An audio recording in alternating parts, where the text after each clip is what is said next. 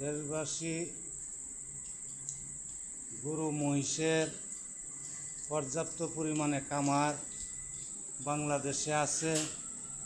সুতরাং বাংলাদেশ সরকারের কাছে অনুরোধ জানাচ্ছি, ভারত থেকে গরু মহিষ বন্ধ না করলে দেশীয় খামারিরা লোকসানে পড়বে।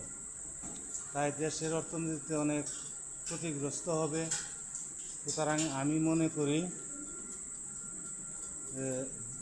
ভারত থেকে সুরাইপথে এবং ইনপুটে গরু মহিষ এখন থেকে বন্ধ করলে দেশীয় খামারিরা লাভবান হবে। ভবিষ্যৎ বাংলাদেশে উজ্জ্বল হবে, ব্যবসা বাণিজ্য ভালো হবে। এগুলো বিশ্বাস করছি। যারা আমার সাথে একমত সাবস্ক্রাইব করবেন এবং শেয়ার করে দিবেন। আল্লাহ হাফেজ।